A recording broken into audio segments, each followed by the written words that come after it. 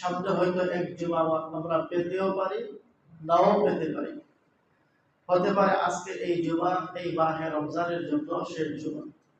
আল্লাহ তাআলা যেন আমাদের রমজানের রোজাগুলো কবুল করেন, আমাদের সাহারি ইফতারকে কবুল করেন, আমাদের খতমে কোরআন, খতমে তারাবি, দান সাদাকা সব ইবাদত বন্দেগী কবুল করেন, বলি আমিন। আমার ভাইয়েরা, শেষ জুমা হিসাবে অনেকগুলো আলোচনায় আমাদের সামনে আছে। সবগুলো বিস্তারিত আলোচনা করার মতো সময় এক জুমায় সম্ভব না। তারপরেও কিছু কিছু করে হলেও সবগুলো আলোচনা করতে হবে। প্রথম কথা হচ্ছে শেষ দশক, মাহে রমজান অন্য সব মাসের থেকে শ্রেষ্ঠ। আর এই মাহে রমজানের মধ্যে শেষ দশকটি প্রথম দুই দশকের চাইতে শ্রেষ্ঠ। রাসূল আকরাম সাল্লাল্লাহু আলাইহি ওয়াসাল্লাম থেকে আমল বর্ণিত আছে, কানা রাসূলুল্লাহ সাল্লাল্লাহু আলাইহি ওয়াসাল্লাম ইযা দাখালা আল আশরুল আওয়াখির মিন রমাদান, যখন রমজানের শেষ দশক শুরু হয়ে যেত, শাদ্দা মিজারাহু ওয়া আইকাযা আহলাহু, নবীজি কোমর বেঁধে নেমে যেতেন। আমাদের পরিভাষায় এটা কোমর বেঁধে নামা, মানে কোনো কাজের জন্য সর্বাত্মক প্রস্তুতি এবং সর্বাত্মক গুরুত্বকে এই শব্দের দ্বারা বোঝানো হয়। তো নবীজি কোমর বেঁধে নেমে যেতেন, ওয়া আইকাযা আহলাহু, নিজের পরিবারদেরকে জাগাইয়ে দিতেন।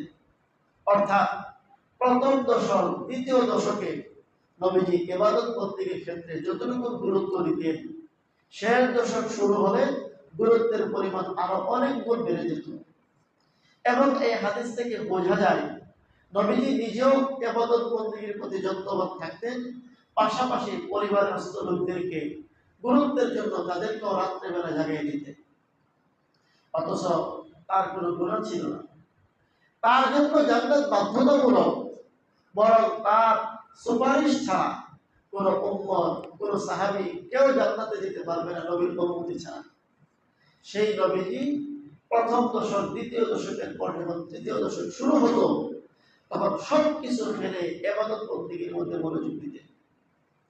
আর আমাদের অবস্থা হচ্ছে, যত রমজান শেষ হওয়ার দিকে আসে আমাদের শপিং, কেনাকাটা, মার্কেটিং এগুলো বাড়তে থাকে। প্রথম দশকে তেমন ভিড় নাই দোকানপাটে, শেষ দশকে একটু ভিড় শুরু হয়েছে। দ্বিতীয় দশকে শেষ দশক যখন শুরু হয়, খুচরা মার্কেটগুলোতে, কাপড়ের দোকানগুলোতে ভিড়, নারী পুরুষের সমাগম। তাহলে নবীজির আমল আর আমাদের আমল আকাশ পাতাল ব্যবধান। এই জন্য এক কবি বলেন, আমরা তো ঈদ উদযাপনের জন্য এই শপিং করছি, মার্কেটিং করছি ঈদের জন্য, ঈদ কি আমার জন্য? এই প্রশ্ন কখনো আমরা নিজেকে করিনি। ঈদ শব্দের অর্থ হচ্ছে আনন্দ বা খুশি। আমাদেরকে আল্লাহ তাআলা ঈদ দিয়েছেন দুটি, ঈদুল ফিতর, ঈদুল আযহা। এই যে ঈদুল ফিতর আল্লাহ আমাদেরকে দিচ্ছেন, এই ঈদ কি সকলের জন্য? এক কবি বলেন, লাইসাল ঈদু লিমান লাবিসাল জাদীদ, ইন্নামাল ঈদু লিমান আমিনা মিনাল ওয়াঈদ। ওই ব্যক্তির জন্য ঈদ নয় যে ব্যক্তি নতুন পোশাক পরিধান করে, ভালো ভালো খাবার খায়, ভালো শপিং করে, ঈদ উপলক্ষে আনন্দ ফুর্তি খুব করতে জানে, তার জন্য প্রকৃত ঈদ নয়। প্রকৃত ঈদ হচ্ছে ওই বান্দার জন্য যেই বান্দা মাহে রমজান পেয়ে রোজাগুলো সঠিকভাবে রেখে, আল্লাহর হুকুম সঠিকভাবে মেনে, যাকাত ফিতরা তার উপরে থাকলে যথাযথভাবে দিয়ে জাহান্নামের আগুন থেকে বাঁচার উপযুক্ত হলো, জান্নাতের উপযুক্ত হলো। কবি বলেন প্রকৃত ঈদ হচ্ছে এমন বান্দার জন্য।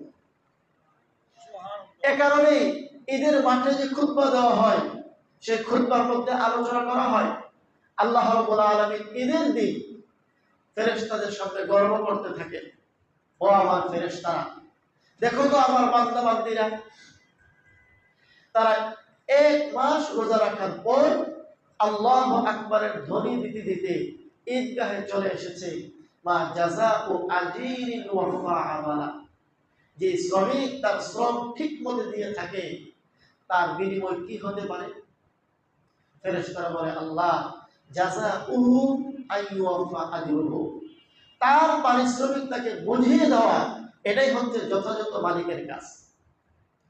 তখন আল্লাহ তাআলা বলেন ওয়া ইজ্জাতি ওয়া জালালি ওয়া উলুবি ওয়া ইরতিফা'i মাকানি, আমার ইজ্জতের কসম, আমার বরত্বের কসম, আমার ক্ষমতার কসম, অনেকগুলো কসম খেয়ে আল্লাহ বলেন লা উজিবান্নাহু, আমি আল্লাহ তাদের সব ইবাদত কবুল করব এবং তাদের সমস্ত গুনাহ ক্ষমা করব। আমি আল্লাহ তাদেরকে পাক সাফ করে তাদের বাড়িতে ফিরিয়ে দেব। সুবহানাল্লাহ। তাহলে ঈদ হচ্ছে তার জন্য যে বান্দা এক মাস রোজা রেখে ইবাদত বন্দেগী করে তওবা ইস্তিগফারের মাধ্যমে জাহান্নাম থেকে বাঁচার উপযুক্ত হয়। ঈদের দিন আল্লাহর পক্ষ থেকে ক্ষমা পাওয়ার মতো যোগ্য হয়, এমন বান্দার জন্য হচ্ছে ঈদ। কিন্তু আমরা সবাই ঈদ উদযাপনের জন্য যখন শেষ দশক শুরু হয়, কেউ তো নামাজও ছেড়ে দেয়, জামাত তো ছাড়ে, আল্লাহ রাগ করে কেউ কেউ হয়তো রোজাও ছেড়ে দেয়। বলুন এই বান্দার জন্য কি প্রকৃত ঈদ? আল্লাহ তাআলা আমাদের সকলকে বোঝ দান করুন, বলি আমিন। তাহলে আমাদের করণীয় হচ্ছে শেষ দশক যেহেতু শুরু হয়ে গেছে, দেখেন শুরু হতে হতেই কিন্তু শেষ হয়ে যাবে। আজকে মাহে রমজানের 23 তারিখ, আগামী শুক্রবার জুমা, হতেও পারে নাও হতে পারে রমজানের মধ্যে। তাহলে দেখতে দেখতে রমজান শেষ হয়ে যাচ্ছে, কিন্তু আমার আমল নামায় কি পরিমাণ নেক জমা হলো আমরা কিন্তু কেউ বলতে পারি। এই জন্য প্রকৃত মুমিন যত রমজান শেষের দিকে যেতে থাকবে, ততই সে আল্লাহর দিকে ধাবিত হবে, মনটা আরো বেশি নরম হবে, দুনিয়া থেকে আরো বেশি বিরাগী হবে, আখিরাত মুখী হবে। এটাই হচ্ছে প্রকৃত মুমিনের পরিচয়। এই জন্য আমি আগেও বলেছি, আমাদের সংস্কৃতি হয়ে গেছে যে ঈদ আসলে অবশ্যই নিজের জন্য, ছেলে মেয়ের জন্য নতুন নতুন কাপড় চোপড়, নতুন নতুন জুতা জামা এগুলো করতেই হয়। এটা আমাদের সংস্কৃতি হয়ে গেছে। এই সংস্কৃতিটা ঠিক নয়। ঈদের দিন সাধ্যমতো ভালো পোশাক পরিধান করা সুন্নাত, কিন্তু ঈদকে উদযাপন করতে গিয়ে এই ধরনের সংস্কৃতি তৈরি করে ফেলা, যে নামাজ রোজা ছেড়ে দিয়ে দলে দলে ছেলে মেয়ে মার্কেটিং এ চলে যাওয়া, এটা মুসলমানের পরিচয় নয়। মুসলমানের পরিচয় হচ্ছে রমজান যত শেষের দিকে যাবে, দিনের মধ্যে আল্লাহর ভয়, মাগফিরাত পেয়েছি কিনা এই ভয় দিনের মধ্যে জাগ্রত হয়ে থাকে। রাসূল আকরাম সাল্লাল্লাহু আলাইহি ওয়াসাল্লাম বলেন, রাগিবা আনফু রাজুলিন, রাগিবা আনফু রাজুলিন, রাগিবা আনফু রাজুলিন। আল্লাহর রাসূল বলেন, সে ধ্বংস হোক, সে ধ্বংস হোক, সে ধ্বংস হোক। কে ধ্বংস হোক? নবীজি বলেন, যে ব্যক্তি রমজান পেল, রমজান মাস চলে গেল, কিন্তু নিজের গুনাহ মাফ করে দিতে পারলো না, সে ধ্বংস হোক। আমার ভাই, আমরা তো সকলেই কিন্তু ফাঁসির আসামি, জাহান্নামের কাঠগড়ার আসামি। নিজের জীবনটাকে এমন ভাবেই তো আমরা চালাচ্ছি যে আল্লাহর কাছে জবাব দিতে আমরা পারবো না। প্রত্যেকের এমন উপলব্ধি হওয়া উচিত। সুতরাং এই মাহে রমজান আমাদের জন্য সেই মাগফিরাতের বিশাল ভান্ডার খুলে দিয়ে বসে আছে। ওই রমজানের শুরুতে আলোচনা করছি, আল্লাহর পক্ষ থেকে বারবার ঘোষণা দেওয়া হচ্ছে, ইয়া বাগিয়াল খাইর আকবিল, ইয়া বাগিয়াশ শার আকসির, হে কল্যাণকামী, হে নেক কাজ করেওয়ালা, অগ্রসর হও।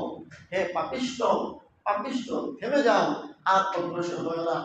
রমজান এই শিক্ষা দেওয়ার জন্যই আমাদের কাছে এসেছিল। আমাদের রমজান কিন্তু চলে যাচ্ছে। এই জন্য আমার প্রথম কথা হচ্ছে, আমাদের দিনের ভিতরে এই উপলব্ধি বসায়, মার্কেটিং এর দিকে মনোযোগ কম দেই, আল্লাহর দিকে ধাবিত হয়। অনেকে ইতিকাফে বসেছেন, যদি আরো কেউ সম্ভব হয় 2 দিন 3 দিন 5 দিন 7 দিনের ইতিকাফে বসতে পারি, তাহলে আমার এই মাহে রমজান সার্থক হবে। আল্লাহ আমাদেরকে তৌফিক দান করুন, বলি আমিন। 2 নম্বর কথা, শেষ দশকের একটি গুরুত্বপূর্ণ রাত আল্লাহ তাআলা আমাদেরকে দিয়ে থাকেন। এই রাতের নাম হচ্ছে লাইলাতুল কদর। রাসূল আকরাম সাল্লাল্লাহু আলাইহি ওয়াসাল্লাম বলেন, মান ক্বামা লাইলাতুল কদরি ঈমানাও ওয়া ইহতিসাবান, যেই বান্দা লাইলাতুল কদরে ঈমানের সাথে সওয়াবের আশায়, আমাদের সকলেরই ঈমান আছে আলহামদুলিল্লাহ, সওয়াবের আশায় মানে হচ্ছে লোক দেখানোর জন্য নয়, আল্লাহর সন্তুষ্টি লাভের জন্য, আল্লাহর পক্ষ থেকে পুরস্কার পাওয়ার আশায় যেই বান্দা শবে কদর লাইলাতুল কদরে রাত্রি জাগরণ করে। ক্বামা শব্দের অর্থ হচ্ছে ইবাদতের মাধ্যমে রাত্রি জাগরণ করে। নবীজি বলেন, বুখারীর হাদিস, নবীজি বলেন, আল্লাহ তাআলা তার অতীতের সমস্ত গুনাহ খাতা ক্ষমা করে দিবেন। এবং আমরা সকলেই জানি লাইলাতুল কদর সম্পর্কে কোরআন কারীমের একটি পরিপূর্ণ সূরাই আল্লাহ দান করেছেন। ইন্না আনজালনাহু ফি লাইলাতুল কদর। আল্লাহ তাআলা একটা সূরা দান করেছেন। সুযোগ হলে লাইলাতুল কদরের আমরা এই সূরার আলোচনা শুনব। তো আমার শুধু বোঝানোর উদ্দেশ্য হচ্ছে শেষ দশকে বিশেষ করে আল্লাহ তাআলা একটি রাত্র দিয়ে থাকেন। এই রাতের নাম হচ্ছে লাইলাতুল কদর। এই রাতটা কোন রাত হতে পারে? নবীজি এক হাদিসে বলেন, তাহাররাউ লাইলাতুল কদর ফিল আশরিল আওয়াখির মিন রমাদান। রমজানের ফি বিত্রি মিন আশরিল আওয়াখির মিন রমাদান। রমজানের শেষ দশকের বেজুর রাতে তোমরা লাইলাতুল কদর তালাশ করবে। এই কথার একটু গভীর মনোযোগ দিয়ে বুঝেন। রমজানের শেষ দশকের বেজুর রাতে, শেষ দশক মানে শেষ 10 দিন। আমরা কিন্তু জানি না রমজান 30 দিনে হবে না 29 দিনে হবে। আমরা যদি ধরে নেই রমজান 30 দিনে হবে, তাহলে শেষ দশক শুরু হয় 21 তারিখ থেকে, 21 থেকে 30 পর্যন্ত। তাহলে শেষ দশকের বেজুর রাত্রিগুলো হবে 21-এর রাত্রি, 23-এর রাত্রি, 25-এর রাত্রি, 27-এর রাত্রি, 29-এর রাত্রি। অনেকে বুঝতে পেরেছেন নবীজি কি বলেছেন? রমজানের শেষ দশকের বেজুর রাতে শবে কদর তালাশ করো। আর রমজান যদি 30 দিনে হয়, শেষ দশক শুরু হবে কত থেকে? 21 থেকে। তাহলে 21 তারিখ হবে প্রথম বেজুর, 23 তারিখ হবে দ্বিতীয় বেজুর, 25 তারিখ হবে তৃতীয় বেজুর, 27 তারিখ হবে চতুর্থ বেজুর, 29 তারিখ হবে পঞ্চম বেজুর। কিন্তু রমজান যদি 29 দিনে হয়, তাহলে শেষ দশক শুরু হবে কোন থেকে? বলেন কোন থেকে? 20 থেকে। তাহলে 20 তারিখটা হবে প্রথম বেজুর, বুঝতেছেন? 22 তারিখটা হবে দ্বিতীয় বেজুর, এবং 24 তারিখ হবে তৃতীয় বেজুর, 26 তারিখ হবে চতুর্থ বেজুর, 28 তারিখ হবে পঞ্চম বেজুর। মানে জোর রাত্রিগুলো তখন বেজুর হবে। বুঝতে পেরেছেন কেন? না বুঝতে কষ্ট হচ্ছে? আচ্ছা, বুঝতে পারছেন? আমার এই পয়েন্টটা কে কে বুঝতে পারছেন একটা হাত তুলে দেখি। আলহামদুলিল্লাহ, অনেকে বুঝছেন, হাত নামান। নবীজি বলেছেন রমজানের শেষ দশকে শবে কদর তালাশ করো, মানে শেষ 10 দিন। এখন রমজান যদি 30 দিনে হয়, শেষ দশক শুরু হয় 21 রমজান থেকে, শেষ হবে 30 রমজান। আর যদি শেষ দশক রমজান যদি 29 দিনে হয়, শেষ দশক শুরু হবে কোন থেকে? 20 রমজান থেকে। 20 রমজান থেকে শুরু হলে 20 রমজান হবে প্রথম বেজুর, 22 রমজান হবে দ্বিতীয় বেজুর। এইভাবে আমরা যেগুলোকে জোর রাত্রি মনে করছি, ওগুলো কিন্তু বেজুর রাত্রিতে পরিণত হচ্ছে। তাহলে বোঝা গেল কি, আমরা শুধুমাত্র রমজানের দিকে তাকায়া বেজুর গুলোর মধ্যে স্বাভাবিকভাবে শবে কদর হতে পারে বলে মনে করছি। কিন্তু নবীজি এই হাদিসের ভাষ্য মতে যেহেতু নবীজি শেষ দশকের কথা বলেছেন, তাই জোর রাত্র গুলোও কিন্তু কি হতে পারে? শবে কদর হতে পারে। এ কারণেই মাহে রমজানের শেষ দশকটা অত্যন্ত গুরুত্বপূর্ণ। চাই রমজানের দিক থেকে এটা জোর রাত্রি হোক বেজোর রাত্রি হোক, উভয়টাই রমজানের কি হতে পারে? লাইলাতুল কদর। এই জন্যই উলামায়ে কেরাম বলেছেন যে শবে কদর পাওয়ার সবচেয়ে গুরুত্বপূর্ণ মাধ্যম হচ্ছে ইতিকাফে বসে যাওয়া। কারণ যেই বান্দা ইতিকাফে বসে যাবে, তিনি জোর রাত বেজোর রাত, দিন রাত 24 ঘন্টায় তো আল্লাহর ইবাদতের মধ্যে ঢুকে গেছে। যাই হোক, এরপরেও আমরা ইতিকাফ করতে পারি অথবা না পারি, আমাদের সাধ্যমতো চেষ্টা রাখা উচিত উভয় রাতে যেন ইবাদত বন্দী হয়। এবং বিশেষ করে হযরত আবু আইয়ুব আনসারী রাদিয়াল্লাহু আনহু থেকে তিরমিজি শরীফের মধ্যে হাদিস আছে, তিনি বিশেষ করে 27 তারিখের রজনীটিকে গুরুত্বের সাথে আমলে নিয়েছেন। সাহাবী থেকে বর্ণিত আছে বিধায় আমরা 27 তারিখটাকে একটু গুরুত্ব বেশি দিই। তবে এটাও অকাট্য নয়, নিশ্চিত নয় যে 27 তারিখেই আমাদের শবে কদর হবে। রাসূল আকরাম সাল্লাল্লাহু আলাইহি সাল্লাম শবে কদরের আমল সম্পর্কে একটা শব্দ শুধু ব্যবহার করেছেন, মান কামা লাইলাতুল কদর। যে ব্যক্তি লাইলাতুল কদরে ইবাদত বندگির মাধ্যমে জাগ্রত থাকে। এখানে কোন ধরনের ইবাদত করবে নবীজি বলে দেন নাই। সুতরাং যে কোন ধরনের ইবাদতের মাধ্যমেই রাতে জাগরণ করলে শবে কদর ইনশাআল্লাহ আল্লাহ তাআলা দান করবে। সুতরাং কিভাবে রাতে জাগরণ করব? নামাজের মাধ্যমে, কোরআন তেলাওয়াতের মাধ্যমে, দোয়া দরুদের মাধ্যমে, কান্নাকাটির মাধ্যমে, সাধ্যমতো জিকির আজকার করার মাধ্যমে, দান খয়রাত করার মাধ্যমে, যে কোনো ইবাদতের মাধ্যমে রাত্রি জাগরণ করা এই হাদিসের ভাষ্য। এখন নতুন নতুন ফতোয়া শোনা যাচ্ছে, সবে কদরের ফজিলত ঠিক আছে, কোরআনের আয়াত আছে, সূরা আছে, সব ঠিক আছে, কিন্তু কোনো ইবাদত করা যাবে না।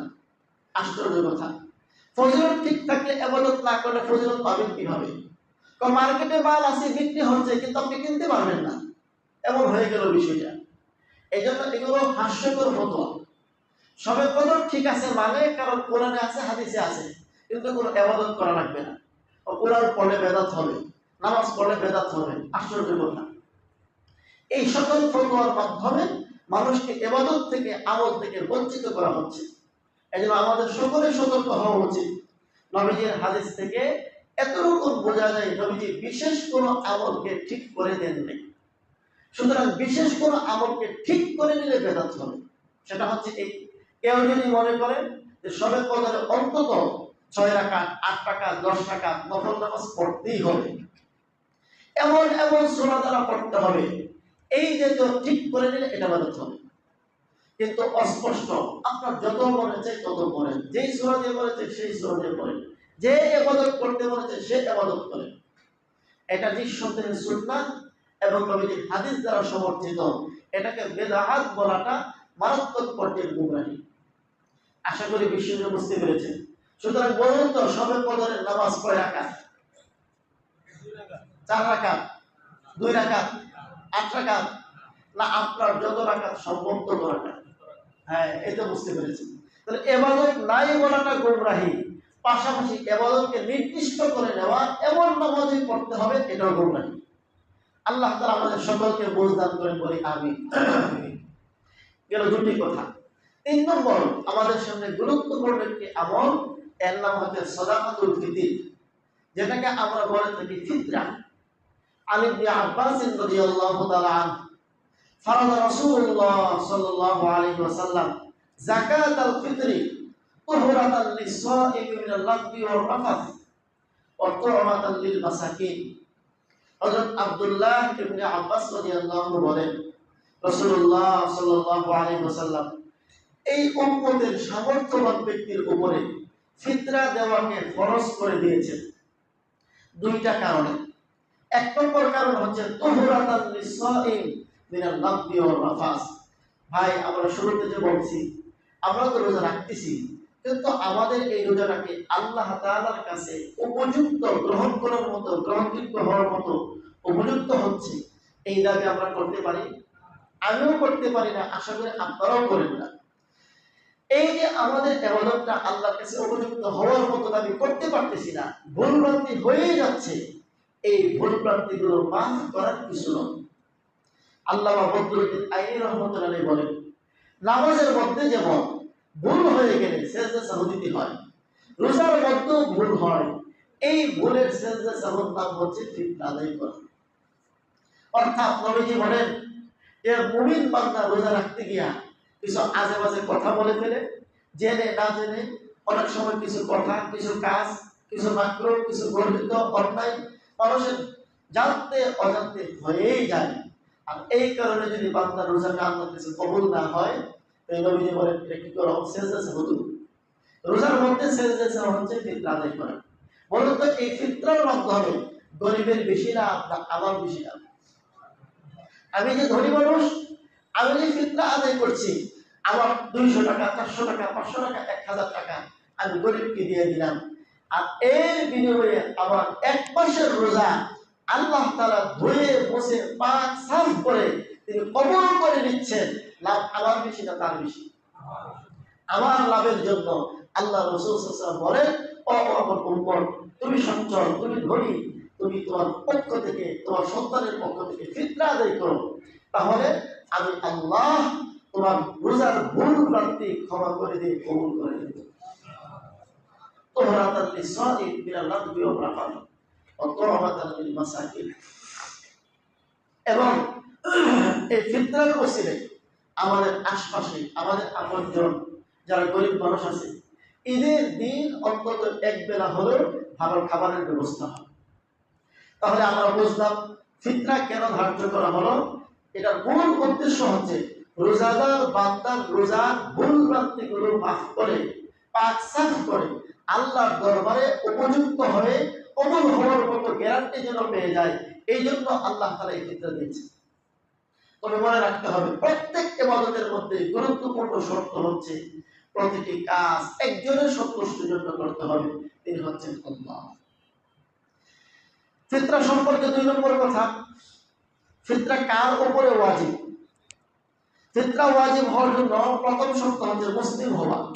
অমুসলিমের উপরে কোনো ফিতরা আসে না। 2 নম্বর নেসাব পরিমাণ মালের মালিক হওয়া। এটা খুব ভালো করে বোঝেন। নেসাব পরিমাণ গত জমায় আলোচনা করেছিলাম। একটি হচ্ছে যাকাতের নেসাব, আর একটা হচ্ছে সাদাকাতুল ফিতরের নেসাব। দুইটা নেসাবের মধ্যে একটু পার্থক্য আছে। যাকাতের নেসাব গত জমায় বলেছিলাম 3 প্রকার সম্পদে যাকাত খরচ হয়: স্বর্ণ রূপা, নগদ টাকা পয়সা, ব্যবসার মাল। এই 3 প্রকার সম্পদ ছাড়া কোনো সম্পদে যাকাত খরচ হয় না। এবং এই সম্পদটা নেসাব মানে হচ্ছে প্রায় 52.5 ভরি রূপা কিনতে পারে এই পরিমাণ টাকা, আনুমানিক 2.5 লক্ষ টাকা ধরে নিই। তা 2.5 লক্ষ টাকার মালিক যদি কোনো বান্দা হয় এবং এই টাকাটা 1 বছর তার স্থায়ী হয় এবং ঋণ থেকে সে অতিরিক্ত হয়, তখন তার উপর যাকাত আসে। আর ফিতরার ক্ষেত্রে এই পরিমাণ টাকা থাকলে তার উপর ফিতরা তো আসবেই। এই 3 প্রকারের সম্পদ যার মধ্যে যাকাত আসে, এই জাতীয় সম্পদ থাকলে তাকে যাকাত দিতে হবে, ফিতরাও দিতে হবে। এর পাশাপাশি এই 2.5 লক্ষ টাকার যে কোনো অতিরিক্ত সম্পদ থেকে কেউ যদি মালিক হয়ে থাকে তাহলেও তাকে ফিতরা দিতে হবে। উদাহরণ দিই, এক ভাইয়ের 2টা গাড়ি আছে, তার একটা গাড়ি হলে তার চলে, একটা বিলাসী মানুষ, অর্থ সম্পদ বেশি আছে, চলো 2টা গাড়ি কিনে রাখি। একজন মানুষের চলাফেরার জন্য কয়টা গাড়ি যথেষ্ট? একটা গাড়ি যথেষ্ট। একটা হচ্ছে দরকার, আর একটা হচ্ছে আনন্দ ফুর্তির জন্য, বিলাসিতার জন্য। একটা দরকার নেই। উদাহরণস্বরূপ এই গাড়িটার মূল্য হচ্ছে 25 লক্ষ টাকা। তার আর কোনো সম্পদ নাই, খেয়াল করেন, তার ব্যবসার মালও নাই, আবার তার নগদ টাকা পয়সাও নাই, আবার তার কি নাই, স্বর্ণরূপও নাই। এই যে 25 লক্ষ টাকার একটা গাড়ি, এই গাড়ির উপরে কি যাকাত আসে? বুঝতে পারছেন? যাকাত আসে? আসে না। কিন্তু এটার মূল্য 2.5 লক্ষ টাকার উপরে হওয়ার কারণে ফিতরা দিতে হবে। আরো উদাহরণ দিলে বুঝবেন। একজন ভাইয়ের একটা 5 তলা বাড়ি আছে। এখন এই ভাই একতলার মধ্যে থাকেন, 4 তলা ভাড়া দিয়ে রাখছেন। বলুন তো এই বিল্ডিংটার দাম যদি 1 কোটি টাকা হয়, এই 1 কোটি টাকার মূল্যের উপর কোনো যাকাত আসে? 4 তলা যদি ভাড়া দিয়ে রাখছে, ওই 4 তলার উপরে কোনো যাকাত আসে? কিন্তু এই ভাইয়ের তার সংসার চলার জন্য স্বাভাবিক অর্থ ব্যবস্থা আছে। এই 4 তলা বিল্ডিং যেটা অতিরিক্ত, এটা না হলে তার সংসার চলতে অসুবিধা হতো না। এটার মূল্য হচ্ছে 1 কোটি টাকা। যাকাত দিতে হবে না, কিন্তু ফিতরা দিতে হবে। কথা বুঝতেছেন? আমার ঘরে বা আপনার ঘরে আলমারিতে শোকেজের মধ্যে কিছু আসবাবপত্র রাখা আছে। এই আসবাবপত্রগুলো 1 বছরে একদিনও ব্যবহার হয় না। এই আসবাবপত্রগুলোকে শরীয়ত অতিরিক্ত মনে করে। যেই সম্পদ, যেই বিষয়টা বছরে একদিনও ব্যবহার করেন না, এটাকে শরীয়ত কি মনে করে? অতিরিক্ত মনে করে। আমি একবার এক বাড়িতে গেছিলাম, দাওয়াত খেতে, 4-5 বছর আগের কথা। যে রুমে আমাকে বসাইছে, উপরে সানসিনের উপরে দেখি চতুর্দিকে অনেকগুলো হান্ডি পাতিল। ভাইকে মজা করে বললাম যে এতগুলো হান্ডি পাতিল কেন? হুজুর করেন না, আমার বেগম সাহেবের অবস্থা হইল, ওই যে দোকানদাররা আসে হান্ডি পাতিল বেচতে, কেউ আসলে হ্যাঁ মাথা গরম, 2-1টা রাখতে হবে কিনা, এগুলো সাজাই চেয়ে দিছে। 1 বছরে একদিনও ব্যবহার করতে হয় না এমন হান্ডি পাতিল, ডেকছি, আলমারির মধ্যে রাখা, শোকেজের মধ্যে রাখা যত আসবাবপত্র আছে, এগুলো ইসলামের দৃষ্টিতে অতিরিক্ত। এগুলোর উপর কি যাকাত আসে? কিন্তু এগুলোর কারণে আপনাকে ফিতরা দিতে হবে এবং আপনি যাকাত খেতেও পারবেন না। আশা করি বিষয়টা বুঝতে পারছেন। তাহলে যাকাত আসে 3 প্রকার সম্পদে, সেটা হচ্ছে স্বর্ণরূপা, ব্যবসার মাল, আর হলো কি টাকা পয়সা। কিন্তু ফিতরা এই 3 প্রকার সম্পদ শুধু নয়, যে কোনো সম্পদ থেকে অতিরিক্ত যদি 2.5 লক্ষ টাকার মতো সম্পদ আপনার কাছে থাকে, আপনি ফিতরা দিতে হবে এবং আপনি যাকাত খাইতে পারবেন না। আরেকটা উদাহরণ দিই। এক ব্যক্তি একটা বাড়ি ছোট্ট ঝুপড়ি মানে একটা বাড়িতে থাকে, তার 2% জায়গা আছে। এই 2% জায়গার মধ্যে সে গাছপালাও লাগাই নাই, ঘর বাড়ি করে থাকে এমনও না, বা কথার কথা ফসল ফলায় এমনও না। এই 2% জায়গা এমনিতেই পড়ে আছে। এই 2% জায়গা তার ইসলামের দৃষ্টিতে, শরীয়তের দৃষ্টিতে অতিরিক্ত। এই 2% জায়গার দাম ধরুন 10 লক্ষ টাকা। বলেন এই জায়গার ওপর কি জাকাত আসে? জাকাত আসে না। কিন্তু কি দিতে হবে? ফিতরা দিতে হবে, এবং এই বান্দা জাকাত খেতেও পারবে না। আশা করি কথাটা বুঝতে পেরেছেন। জাকাতের মধ্যে আর ফিতরার মধ্যে একটা মৌলিক পার্থক্য হচ্ছে, জাকাত নির্দিষ্ট যে কোনো সম্পদ না, নির্দিষ্ট সম্পদের মধ্যে জাকাত আসে। আর ফিতরা যে কোনো সম্পদ থেকে 2.5 লক্ষ টাকার মালিক যদি কেউ হয়, তাহলে তাকে ফিতরা দিতে হবে, এবং এই বান্দা জাকাত ফিতরা খেতেও পারবে না। আশা করি মোটামুটি বুঝতে পেরেছেন। এবার আসুন, তো ফিতরা কার উপরে ওয়াজিব হয়? 1 নম্বর মুসলিমের উপরে, 2 নম্বর নেসাব পরিমাণ মাল। এই নেসাব মানে হচ্ছে এই, অর্থাৎ যাকাতের নেসাব এবং ফিতরার নেসাব এক নয়, কিছুটা কি আছে? পার্থক্য আছে। এমনি ভাবে যাকাতের সম্পদটা 1 বছর অতিবাহিত হইলে যাকাত দেওয়া লাগে, কিন্তু ফিতরার সম্পদ 1 বছর অতিবাহিত হওয়া লাগে না। ঈদুল ফিতরের দিন সুবহে সাদিকের সময় কোন ব্যক্তি যদি এই সম্পদের মালিক হয়, আগেও ছিল না, পরেও নাই, ঈদুল ফিতরের দিন সুবহে সাদিকের সময় 2.5 লক্ষ টাকার মাল তার হাতে আছে, তাকে ফিতরা দিতে হবে। তাহলে আমরা মোটামুটি বুঝলাম যাকাতের নেসাব আর ফিতরার মধ্যে 2 দিক থেকে পার্থক্য। যাকাত 3 প্রকার সম্পদে হয়, ফিতরা যে কোনো সম্পদে হয়। 2 নম্বর পার্থক্য হচ্ছে যাকাতের যে সম্পদটা 1 বছর অতিবাহিত হইলে যাকাত দিতে হয়, ফিতরার সম্পদে 1 বছর অতিবাহিত হওয়া লাগে না। এই 2 দিক থেকে পার্থক্য। এখন সাদাকাতুল ফিতর ওয়াজিব হয় কোন সময়ে?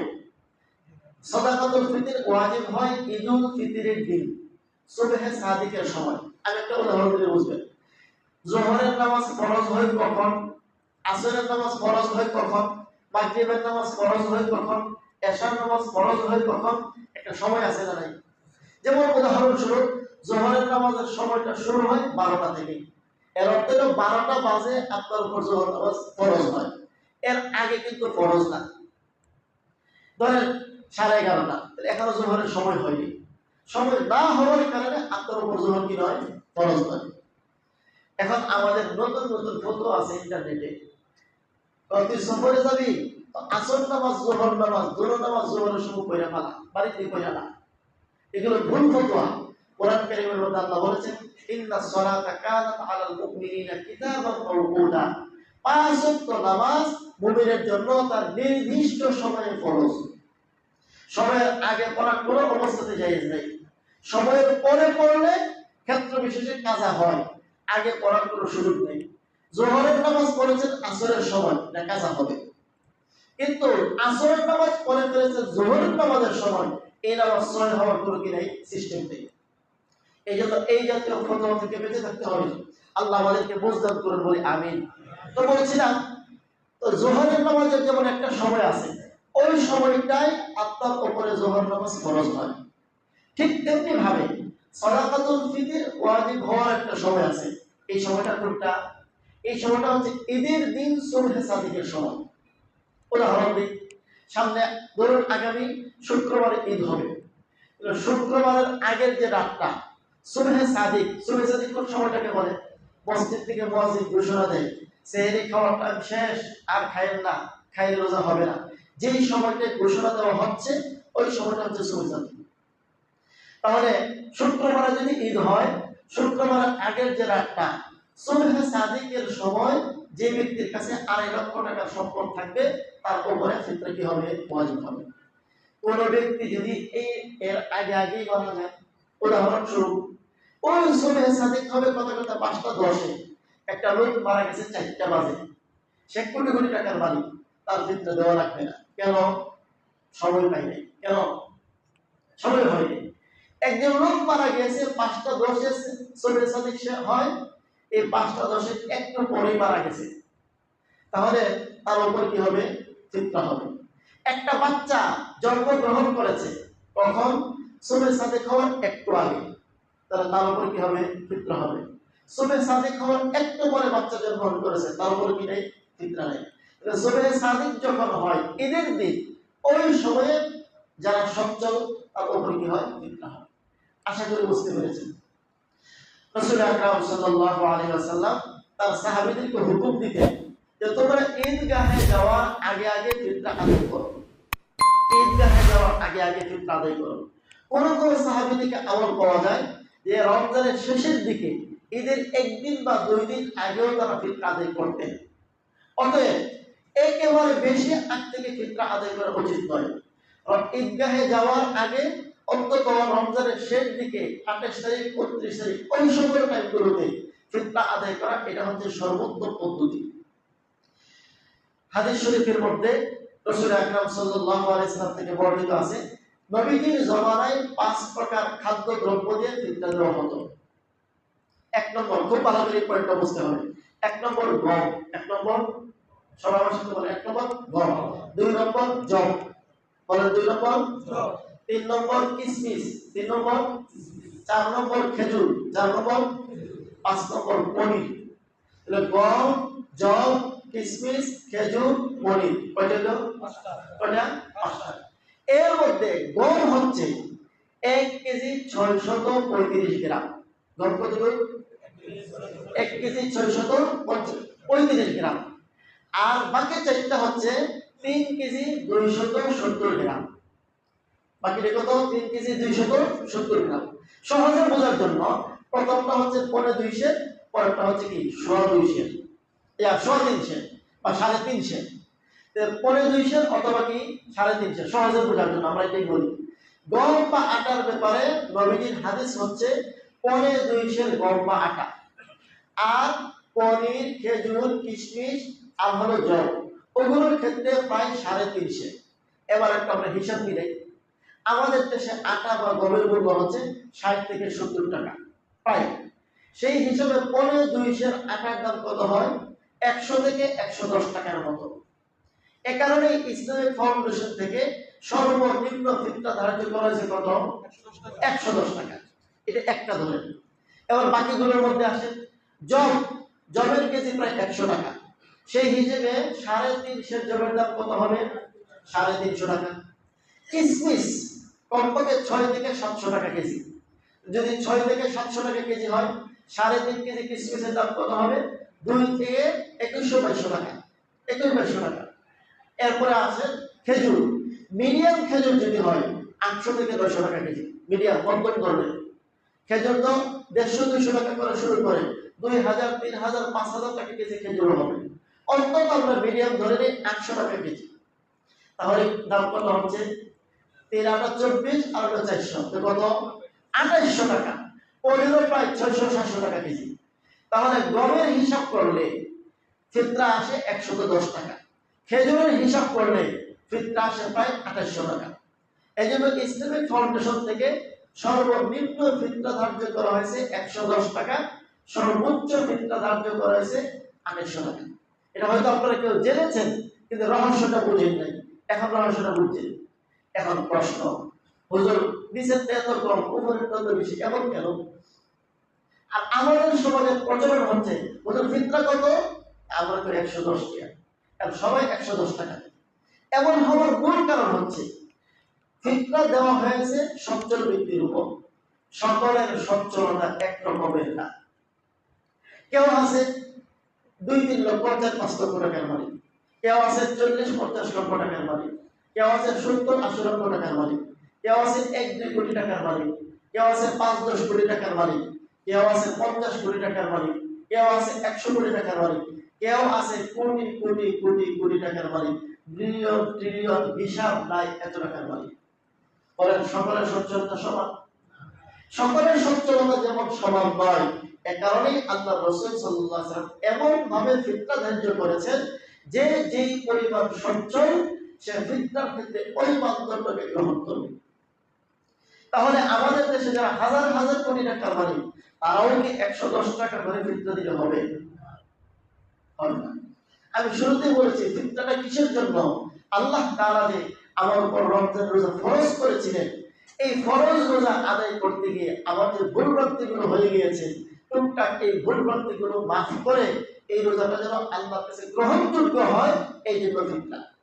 এখন আমাকে আল্লাহ তাআলা কোটি কোটি টাকার সম্পদ দান করেছেন, আমার ফ্যামিলিতে 4-5 জন লোক আছে, এই 4-5 জনের 110 টাকা করে 1000 টাকা ফিতরা দিয়া আমি দাবি করতেছি আমি যথাযথ ফিতরা দিছি, ঠিক হয়েছে দাবিটা? এই জিনিসটা আমাদের খুব বুঝতে হবে।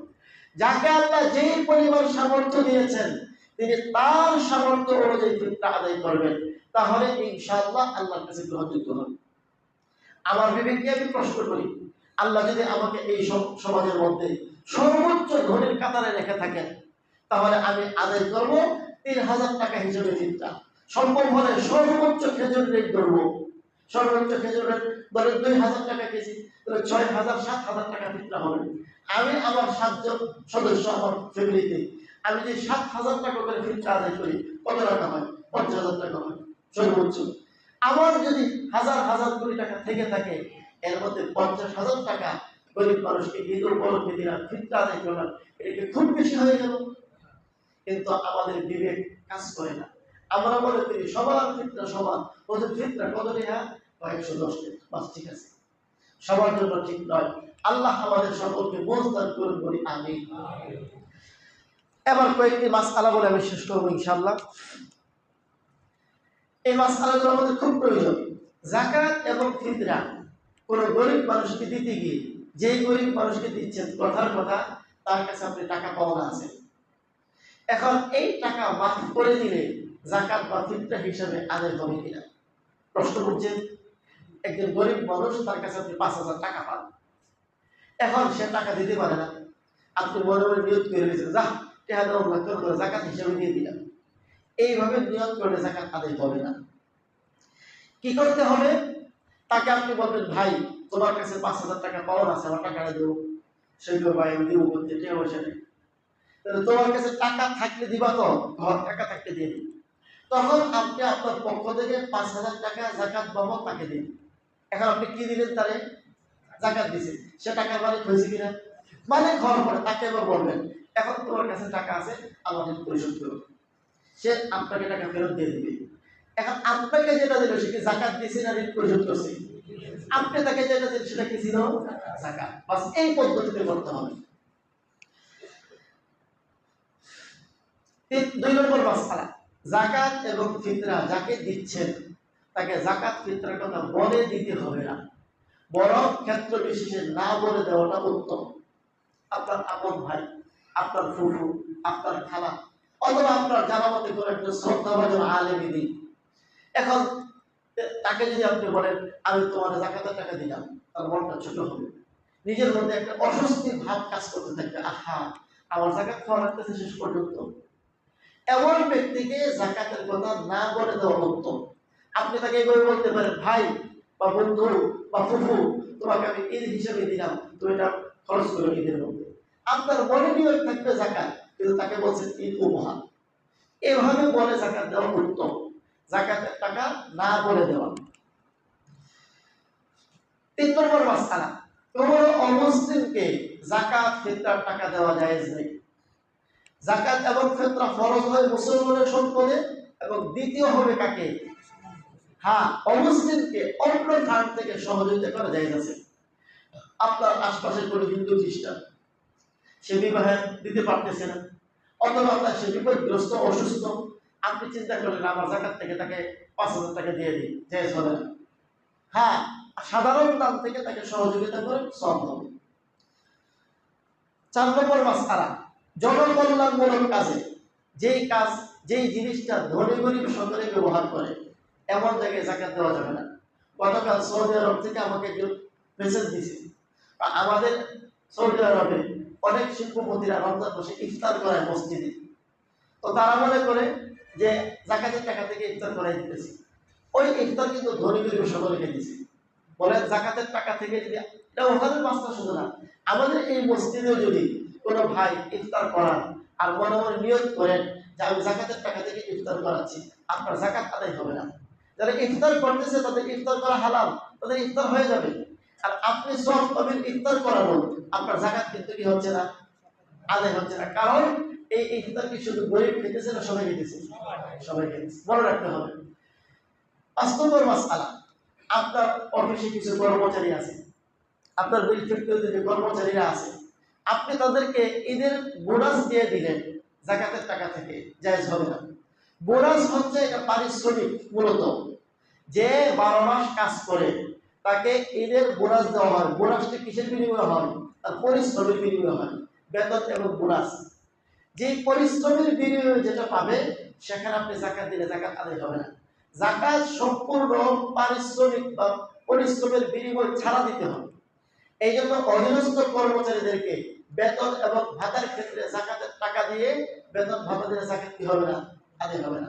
কি করবেন? তার যথাযথ বেতন ভাতা বোনাস দেওয়ার পর আপনি যদি মনে করেন সে যাকাত খাওয়ার উপযুক্ত, এর বাইরে আপনি তাকে দিতে পারবেন।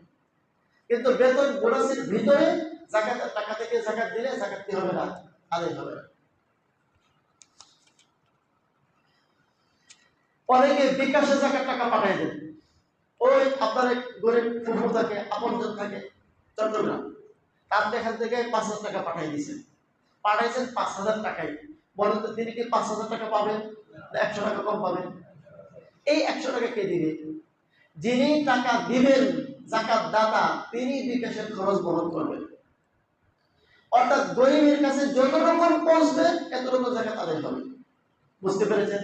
গরিবের হাতে যতটুকু পৌঁছবে যাকাত ততটুকু কি হবে? আদায় হবে। তিনি পেয়েছেন 4,900 টাকা, 100 টাকা খরচ হয়ে গেছে, আপনার যাকাত আদায় হয়েছে কত টাকা? 4,900 টাকা। 5 মনে রাখতে হবে। সুতরাং বিকাশে যদি কেউ যাকাত দিতে চান, বিকাশের খরচ আপনার উপরে থাকবে। যিনি যাকাত গ্রহণ করছেন তাকে বিকাশের খরচ দেওয়া যাবে না, তার ফান্ড থেকে যাবে না। আশা করি এই মাসআলাগুলো বুঝতে পেরেছেন, অত্যন্ত প্রয়োজনীয় মাসআলা ছিল। আল্লাহ তাআলা আমাদেরকে বোঝার ও আমল করার তৌফিক দান করুন। আমিন।